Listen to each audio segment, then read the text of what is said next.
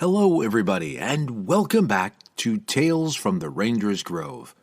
This is our annual Halloween version of Night Terrors, with a story written by independent author Tiffany Couch. I think she's really captured the spirit of Night Terrors, but you be the judge. I'd also like to dedicate this episode to my mother. Rest in peace, Mom. All right, let's get on with the show. Please note, Night Terrors is for a mature audience only. Episodes may contain language, violent images, and extreme gore.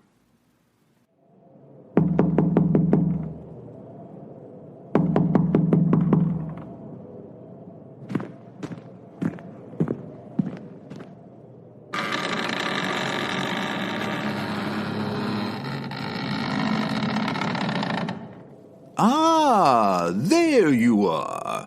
Come in from the cold. Mind your step. The fog's thicker than grave dust tonight.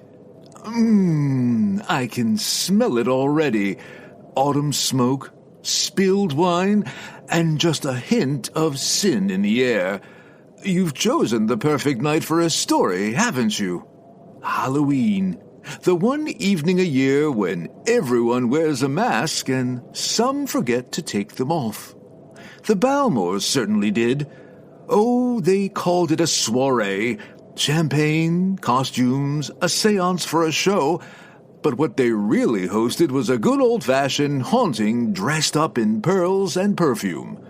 So light your candle, hold it close, and listen well. Because on this All Hallows Eve, the Balmours learned that some doors, once opened, don't shut again.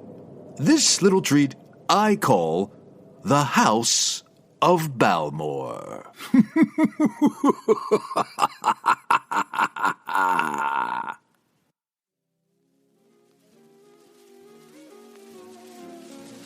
The ancient House of Balmour stood silent and imposing under a moonlit sky.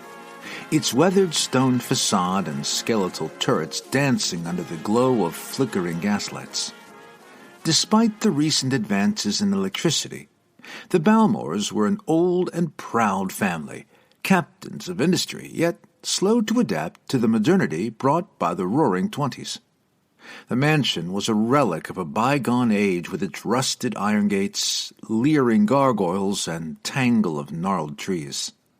Tonight, however, the estate was alive with the clack of heels, the rustle of silk gowns, the clink of fine crystal, and the murmur of clandestine whispers. It was an era of intrigue, spectacle, and excess, and James and Daphne Balmour, the most glittering couple of the season, hosted a Halloween soiree that promised to deliver just that. As guests arrived in their carefully curated costumes of feathers, pearls, and sequins, two figures stood apart from the throngs of excited partygoers. The aristocrat and his scandalous bride. Wealthy, powerful, and cloaked in rumors of tragic deaths and illicit affairs, the gossip only furthered the public's interest in the couple. James Balmour, son and heir to great fortune and influence, stood tall and silent, his darkly handsome features stern and cold. The only warmth to be found in his demeanor was when he looked upon the woman at his side, Daphne. Warmth was perhaps too gentle a description. James's hand often tightened about his wife's waist if a gentleman lingered too long in her presence. His dark eyes gleamed cruelly in challenge, his mouth twisting into an approximation of a smile. The message was clear to any who dared approach. Daphne was his, and his alone. A vision of beauty and grace, the new Lady Balmour treated their guests with a dazzling smile and welcoming words, her charm a balm to James's incivility. Alluring in a daring gown of glittering golden sequins and plunging neckline, Daphne presented herself as the epitome of a modern woman, standing in stark contrast to her austere husband. Her only concession was the famous Balmour emerald securely fastened around her slender neck. Said to have belonged to kings and conquerors, the priceless emerald had somehow found its way to a girl from Wimbledon. As if in disbelief herself, Daphne's fingers often crept to stroke the facets of the enormous jewel, a look of mesmerized wonder on her face. The air was thick with the scent of fine whiskey, exotic perfumes, and anticipation. The opulent splendor of the mansion had undergone a mysterious transformation. The crystal chandeliers were turned low, gilt mirrors draped in gauzy scarlet cloths. Thick rugs blanketed the marble floors, and velvet draperies were pulled tight against the evening chill. Dark, macabre paintings with ghastly wraiths and ghouls replaced the lurid, surrealistic portraits that were so in vogue. Many a young lady reclined in the newly shadowed corners of the parlor with their smelling salts until they recovered their sensibilities. Balmour's famed ballroom, however, was closed this evening. James and Daphne had lured their guests with the promise of a different sort of spectacle than the glitz and glamour normally boasted by their peers. Tonight, on All Hallows' Eve, they would attempt to part the veil between the living and the dead. A whimsical lark, to be sure, a new game to amuse the bored elite of London's high society. Yet, the scheduled entertainment seemed to promise something darker. Perhaps it was the rich whiskey or the pungent cigar smoke in the air. Maybe it was the cool tendrils of mist that had crept about the house, or the ominous rumble of an approaching storm. Perhaps the enthusiastic decorator had overdone herself. Whatever the reason, the assembled guests grew restless, a frenetic energy building, cloying and unbearable.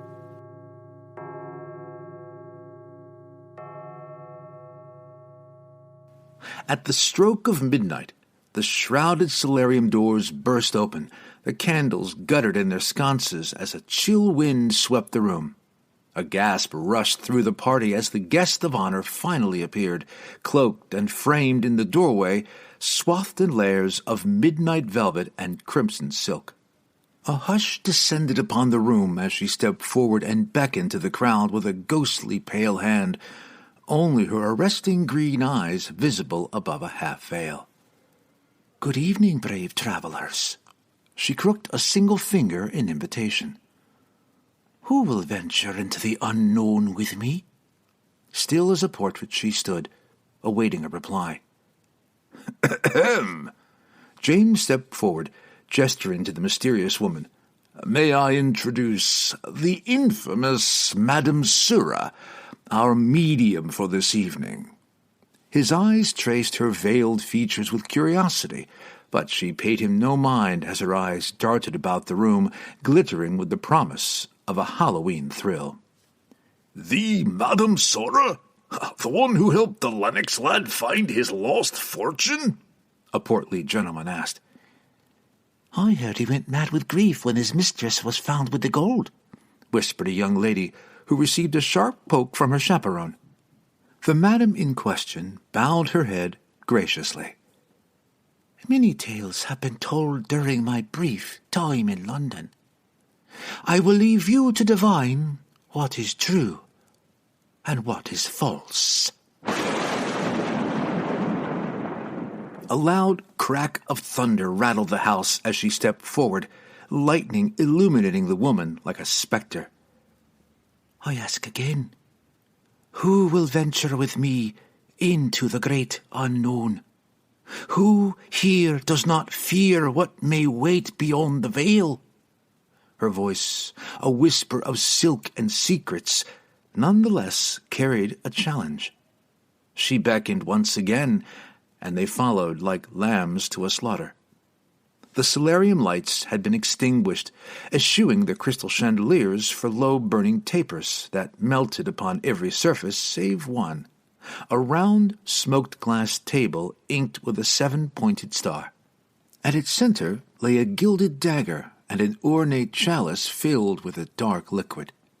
The guests lined the edges of the solarium, perched on divans or settees, settled in chairs or huddled in anxious groups, giving the mystical tableau a wide berth. Young ladies nervously fidgeted with their necklaces, or clung to the arm of a bow, while the men shifted about in their black Oxfords, fiddling with pocket watches or cigarettes.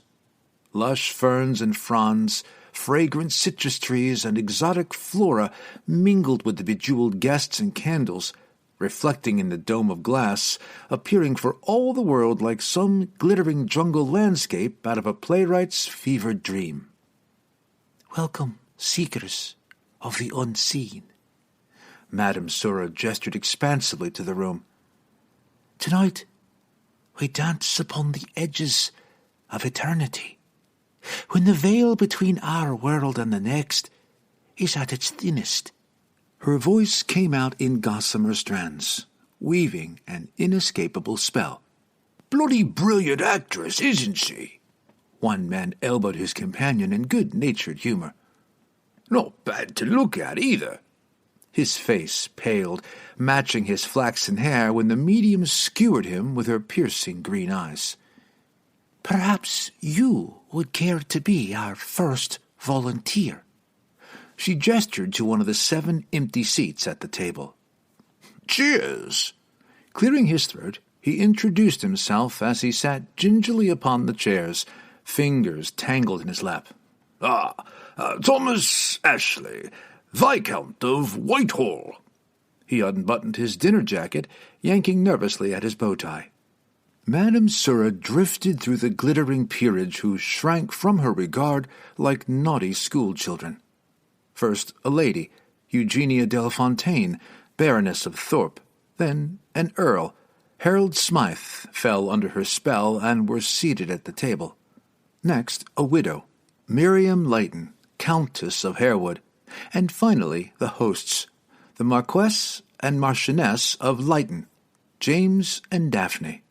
Was it a coincidence that every seat at the table was filled by a relation of the Balmours?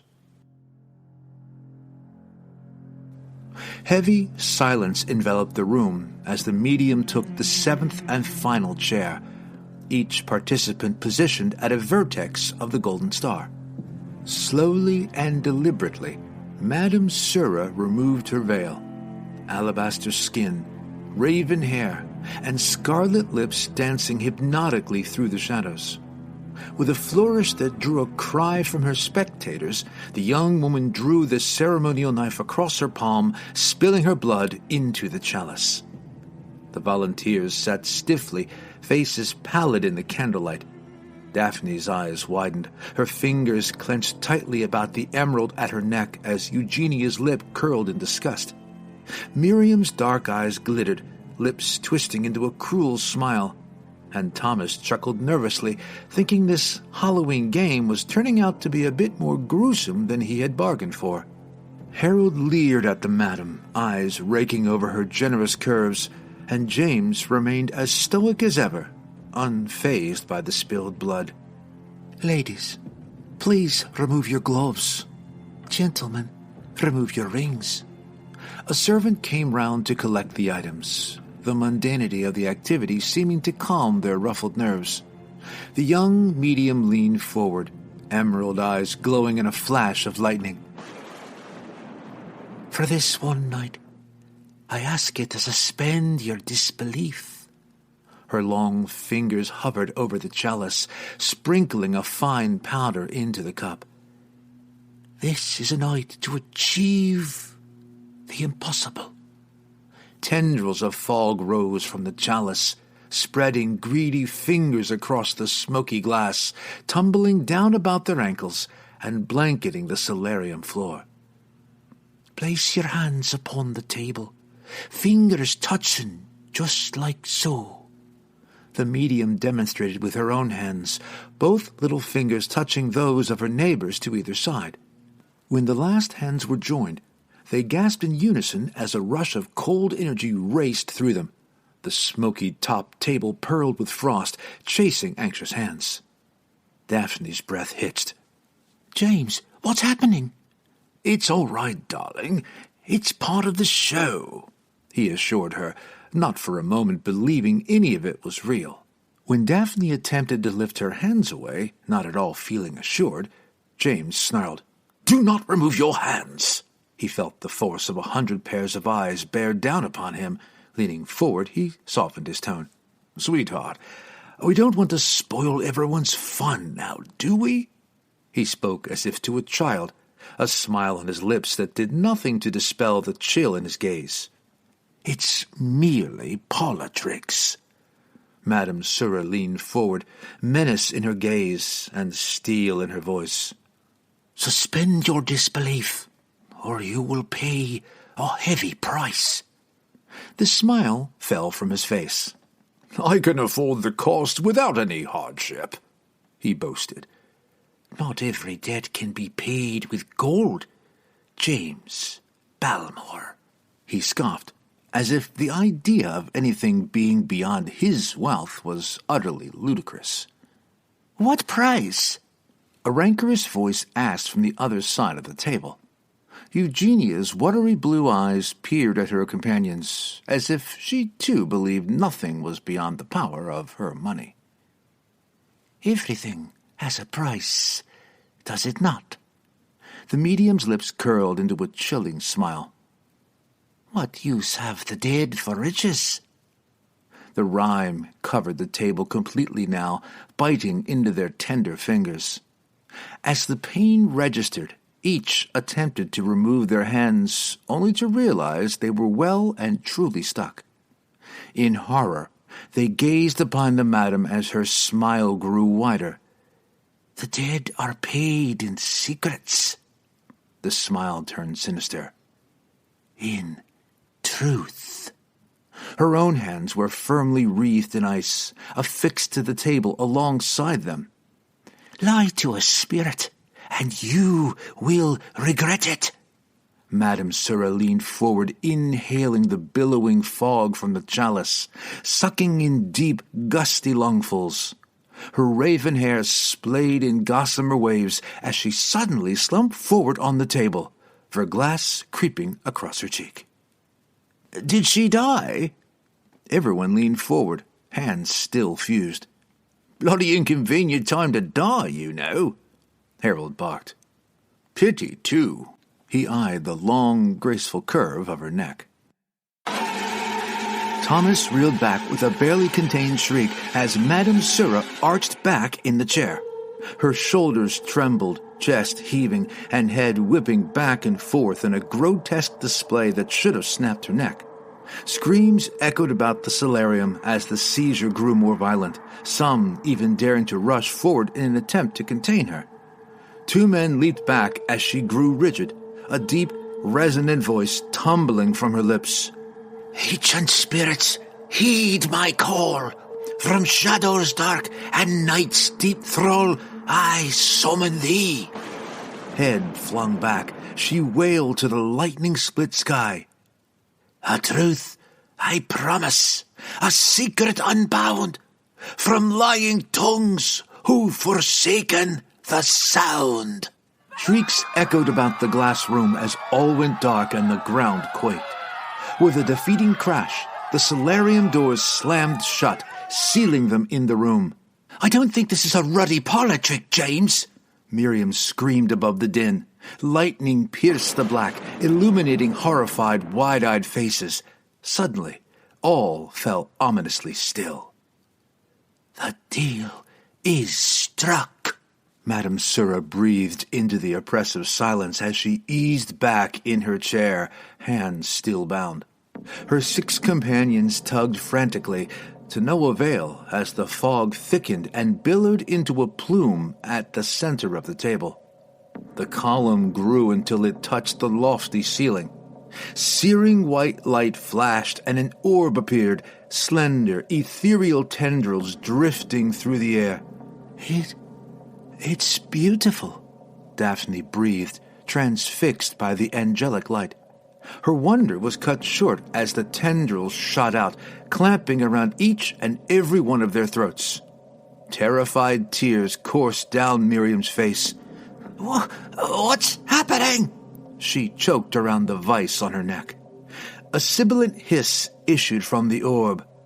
"Truth I was promised, and truth I shall Take, Widowmaker. Miriam trembled, eyes wide with terror. No. How could you possibly know? The fog contorted into a man's wailing face. Reg? Oh, God.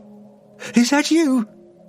A bloated tongue appeared, hissing and spitting large black globs onto the table. The widow thrashed and bucked as the dark blots grew 8 spindly legs and skittered towards her. No, I didn't do it, she wailed, the heavy table rocking with her attempts to escape. Tongues that deceive and falsely speak shall find their doom, a price most steep. Reginald's bloated face spat back at her. The inky spiders crept onto Miriam's frozen hands and trembling arms. They crawled across her chest and flowed up her neck. No! She screeched, elbows popping loudly under the tremendous strain of her thrashing. A spider crested her bottom lip. Fine! I did it! I killed him! I killed them both! Reginald and Peter! The spider slipped into her mouth. No! Ah! I poisoned them! She coughed and choked as the spider streamed into her mouth and down her throat. Her spine cracked ominously as she bucked wildly until her hands released from the table. Large swaths of bloody skin left behind.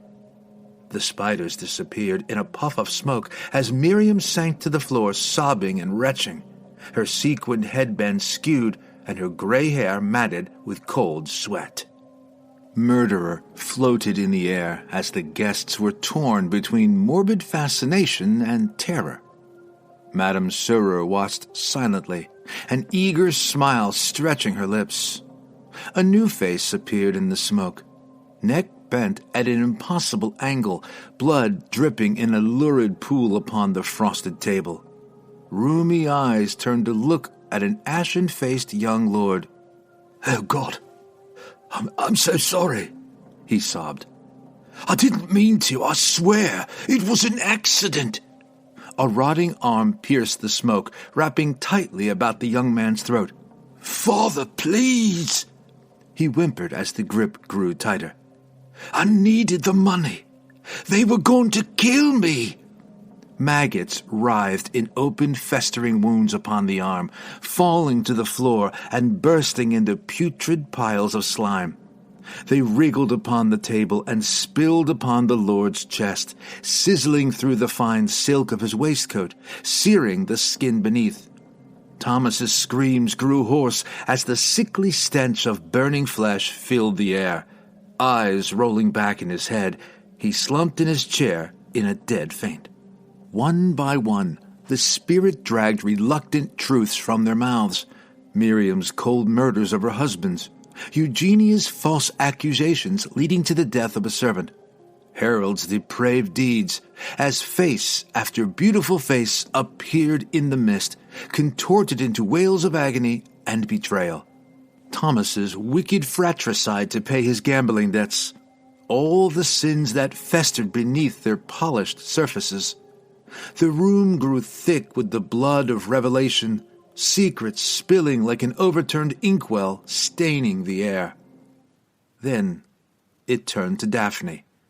Mouth trembling, her face a mask of grief, rage, and despair, she thrashed wildly in her chair as a tendril of the white light she had found so beautiful reached for her. The spirit had no face to torment her with, instead reaching deep into her mind, ripping from her the terrible heartache and truth she had kept hidden, her lost innocence, her secret pregnancy, and the miscarriage she had mourned in silence, with Gabriel, the man who had come before. She dissolved into hysterics. Rather than the expected rage or disgust, however, a look of fear broke through James's cold stoicism as the spirit finally turned upon him. His dark eyes darted between his wife and the face appearing in the mist. Strong, handsome features surrounding brilliant blue eyes and golden hair smiled down upon her. Daphne rocked back from the table, her mouth stretched in a silent scream. His beautiful bronze skin purpled with bruises, eyes growing rheumy with decay. Blood spewed from his mouth and streamed onto the table, pouring into James's lap. Daphne stared at her husband in dawning horror. All this time? Daphne, I can explain. He wrenched at the table, desperate to free his hands, to touch his wife. Please, I thought he left me. You said he left me. She bucked wildly, spit flying from her mouth. You murdering bastard! I loved him! You are mine, Daphne. Mine. He couldn't give you the life you deserved. He didn't love you the way that I do. His voice trembled as she glared at him. I saved you, Daphne. You don't know what he was like. You were always meant to be with me. Daphne closed her eyes, unable to look at him any longer. James whipped around in his seat with panic in his eyes, confronting the source of all their grief. Why? Why would you do this? He bellowed at the medium. Slowly, she rose to her feet, leaning forward until she was mere inches from his face. A strange, triumphant smile played upon her lips. Take a good look at me, James Balmour. Take a look at the life you ruined. Confusion etched his face as he stared at her in incomprehension. I don't even know you. His words fell flat as his face drained of every ounce of color. Chantel? What was it you told me the day when I came to you begging for help? No, I was just a child. So was I, she roared. I was 8 years old when I came, begging you to help me mother. I was only 12. How could I? You wouldn't even ask your father. Our father. She died, James, because of you. We were on the streets because of you. She screamed in his face. Daphne sat as one dead by his side. Do you have any idea of the things we had to do to survive? James stared at her, completely at a loss for words. Tell me again what you said that day. James shook his head vehemently. Say it! Spittle coated his face, and still he continued to shake his head, too much of a coward to utter the words aloud. I don't remember. His voice trembled. Liar! The mist hissed as another face appeared, one with raven dark hair and glittering green eyes. The beautiful woman rotted in place, chunks of flesh falling into James's lap. Shall I remind you, then? James trembled in revulsion and terror, twisting in an attempt to dump the rotting flesh from his lap. He shook his head once more. Chantel leaned even closer, her lips a breath away from his ear. Go die in the gutter with your whore of a mother. His dark eyes closed as if unable to face the truth of his own words. And that's exactly what I did, James. My mother died, and so did I. Whatever good and decent part was left died that day. She sank back into her chair, as if every ounce of energy had deserted her. You said that to your sister. Half-sis, I'm still your flesh and blood. Daphne began her frantic tugging once more, throwing all of her weight into the action. James slumped, a look of utter defeat on his face. You ruined me. He glanced around at his peers, at the cold judgment on their faces. You ruined yourself, Chantel replied, her hands now free as she had uttered her truth. You took my family. She gestured around the table. And in return, I've ruined yours. The mist began to recoil, the light slowly dimming. My revenge is complete. But mine is not. Daphne freed her hands with a cry, Swift as a snake, she snatched up the ceremonial knife and buried it into James's throat. Blood spurting in a great arc, splattering the table, the guests, the ceiling, and the chalice. Chantel leaped to her feet. "What have you done?" James clutched his neck, gurgling at the swell of blood. It cascaded over his fingers and dripped from his mouth. "But I love you." His wife's hatred was palpable.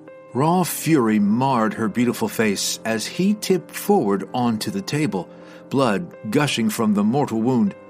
His face grew slack, cold eyes growing even colder in death. Daphne yanked the knife out, blood coating her hands and face and gown, a perfect portrait of gore. She gazed about the room with a wild look in her eye. Chantel was frozen in shock, oblivious to the roiling goblet and swelling plume. "What is your wish, child?" A much deeper voice asked of Daphne this time. The gourd-spattered woman looked from Miriam to Thomas, Harold to Eugenia, and then finally to her dead husband. She looked and she saw the monsters that had grown from greed and privilege, the monstrous House of Balmour. "Revenge," she whispered. "What is your price?" Chantel clutched her chest, unable to utter a word, as Daphne made a deal with the devil.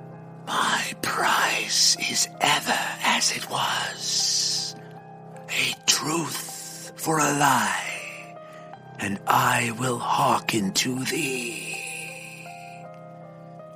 "I accept," Daphne breathed as the goblet exploded in a billow of smoke. Screams rent the air as a gale-force wind swept the room. A monstrous face appeared with a forked tongue, 2 twisted horns, and eyes burning from the depths of hell. Guests raced to the solarium doors, pounding and bettering frantically as they sensed what was about to come. Daphne gazed at the hell beast with a strange sense of calm on her face. "Both my truth and my lie are one and the same." She stretched out her forearm, placing the knife against her skin. "I never loved my husband." "Wait, Daphne! What are you doing?" Chantel reached for the woman, but it was too late. With a cry, she dragged the knife across her wrist in a savage swipe. Teetering forward, she flung her wrist across the chalice, draining her life into the cup. "Oh, God!" Chantel breathed as the demon exploded in size, sparks flying. Daphne draped herself on the table as if she were merely laying down for a nap. With a great effort, she turned her head, gazing up at the trembling medium. "I'm so sorry," she whispered, true remorse shining on her face. "You deserved better than this, sister." Tears streamed down Chantel's face as she wiped the blood from Daphne's face with trembling fingers, grieving what could have been. With one last Herculean effort, Daphne looked up at the demon. "Burn it down," she whispered. "The deal is struck," it roared gleefully as sparks began to fly. Tables were overturned and chairs broken as people stampeded the doors. Several attempted to smash through the glass walls. Chantel backed away in panic, wondering how everything could have gone so horribly wrong. The drapes caught fire, and the plants curled and withered. Gowns and suits sparked and flamed. Jewels grew waxy, and the glass grew hazy and distorted from the heat. Smoke filled the room, and Chantel dropped to the floor, crawling on her hands and knees. A blast of cool air swept the room as the solarium doors were finally broken down. Inch by inch she crawled over the corpses of those who had suffocated. Wooden beams cracked and unearthly screeches polluted the air, a song of torment, of the dead and dying. Making it to the hall, she climbed to her feet and stumbled through the front doors of the mansion. She did not join the crowd on the lawn. She did not stop until the manor was ablaze on the horizon. Chantel allowed herself one look back, one look at the revenge she had spent a lifetime on. She was never seen again. So ended the mighty and wicked House of Balmour. And that's the tale, my dear revelers. A Halloween party so wicked it burned itself right off the calendar. The Balmours got their wish for a night the world would never forget, though most of them didn't live long enough to read the morning papers. They say if you pass by the grounds, the old estate can still be seen this time of year, and you can see lights flickering inside and hear the music start just before midnight. Don't bother knocking. They're dying to have you. Until next time, my ghoulish guests, keep your masks handy, your secrets buried, and your candles burning low. Happy Halloween, and as always, sweet nightmares.